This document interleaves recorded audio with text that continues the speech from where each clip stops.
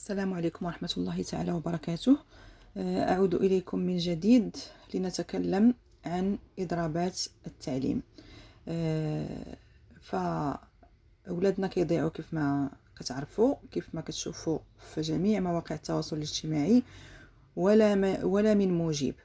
الأساتذة كيطالبوا بحقوقهم، التلاميذ حتى هما كيطالبوا بحقوقهم في التعليم، ولا من يصغي ولا من يحرك ساكنا.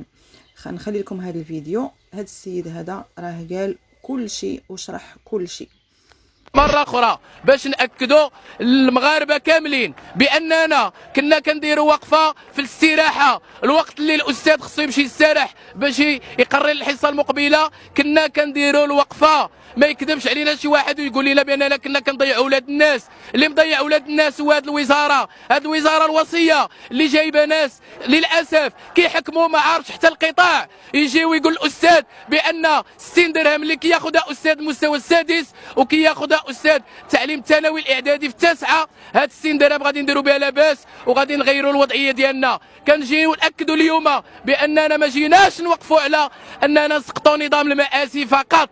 هذا النظام المآسي ما كنناقشوش اصلا، مرفوض. علاش ما استشرناش فيه؟ ما استشروش مع الشغيله التعليميه، ما استشروش مع النقابات النزيهه.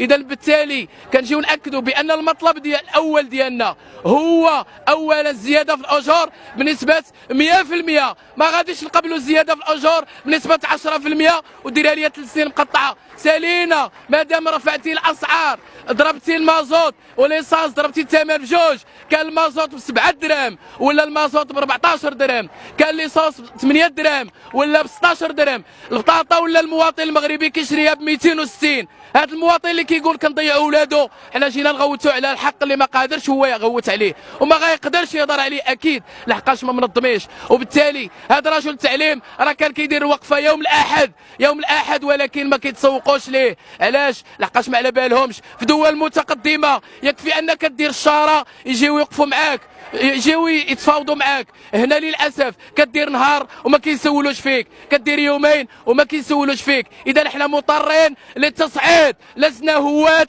الاضرابات ولسنا هواة الاعتصامات ولسنا هواة الوقفات. هذا حق وما جايين نطلبوا غير حقنا. اذا كاين ملفات عالقه ما يقولوش لنا باننا جايين كنطلبوا تجويد النظام الاساسي، هذا كذب. النظام الاساسي مرفوض اصلا، لا يقبل التجويد.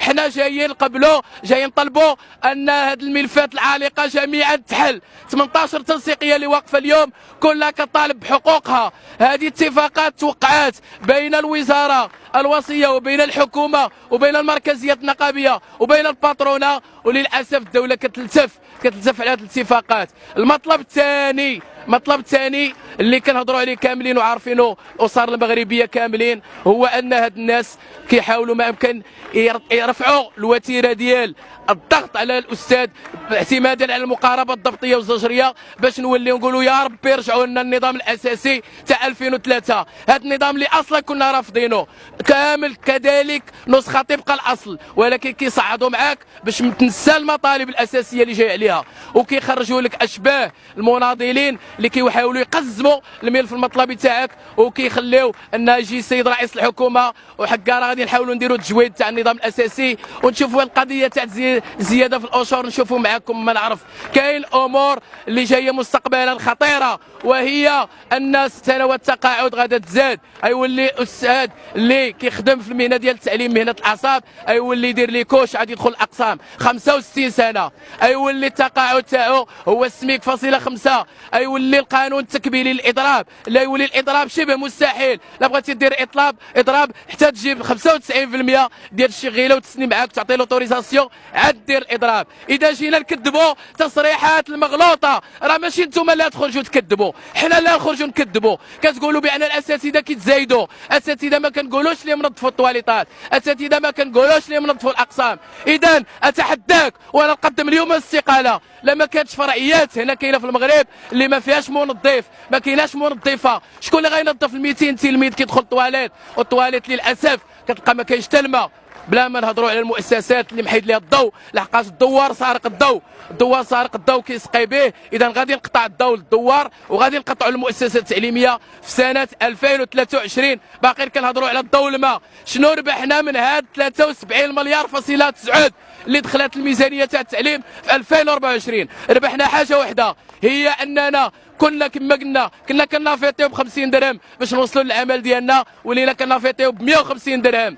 هاد الموظفين تاع الدوله لا كيدعيو المواطنه وكيقولوا الاستاذ كيتزايد، نحن نعلم انهم كينافيطيو بالطوموبيلات تاع الدوله، بالطوموبيلات تاع الدوله كينافيطيو من مدينه لمدينه، وهذا الشيء بشهاده الجميع الا الاستاذ اللي كيركب في تريبورتور ويركب في كروسه ولا طلقات ليه الصرفه تاع الكلاب الله يرحمه، استاذ اللي كيدير اوتوستوب في لوطوروت. علاش؟ لحقاش لا بغى يوصل للعمل ديالو خصو يخسر 200 درهم. شنو دار بهذا الاستاذ اللي جايب ليه مدرسه في لوطوروت؟ لا بغى يخلص لوطوروت خصو 100 درهم. ولا نعطيكم امثله، راه ماشي كنزايدو. مولاي بوسلام، لاله ميمونه، اساتذه باقيين واقفين دابا. لا مشيتي مداير اوتوستوب في لوطوروت. للاسف الرساله للاباء والامهات كنقول لهم اولا راه عندكم بناتكم في التعليم، لحقاش التعليم كيمشيو ليه غير ولاد الشعب. اكيد ان بنتك غادي تعاود لك الظروف اللي كتشتغل فيها، غتعاود لك بانها كتخسر 1000 درهم في الفوتوكوبي وفي الماركور وكتخسر من جيبها باش تفرح هذوك ولاد الشعب اللي كيقولوا باننا ما كنحنوش فيهم.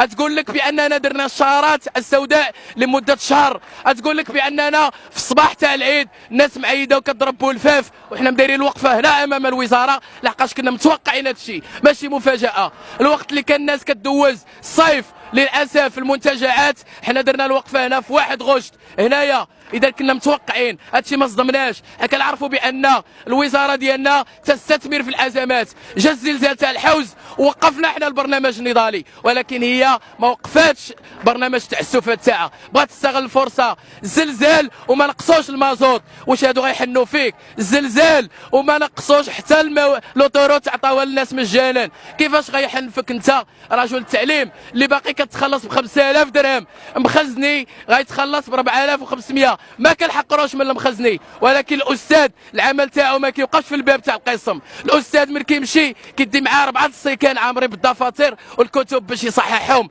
الاستاذ اللي كيقول الاخ الوزير كيقول كيتعوض، واش كيتعوض على التصحيح اليومي؟ كيتعوض على اوراق كتجي مره في السنه و2 دراهم الورقه. حشومه عليك تجي وتقولها 2 دراهم هي اللي غتحسن الوضعيه تاع الاستاذ كيخرج كيصايب 8 الجدادات في اليوم، اي بمعدل ساعه ونص عنده غير خدمه في الدار ولا 2 سوايع يوميا. اذا الرساله اللي غنوجهها للاباء والامهات هو ان هذا الاستاذ راه عنده ولادو كذلك كيقراو في المدرسه المغربيه، عنده خوتو كيقراو في المدرسه المغربيه، ولكن للاسف هذه الوزاره لا تؤمن الا بمنطق القوه ومنطق الضغط. ونحن سنصعد وسنضغط 3 ايام هذا الاسبوع، 3 ايام الاسبوع الجاي، امورها ما نوقفوش. واذا الاحتمالات كامله وارده. وتحيه نضاليه لجميع الاباء والامهات والاسر المغربيه.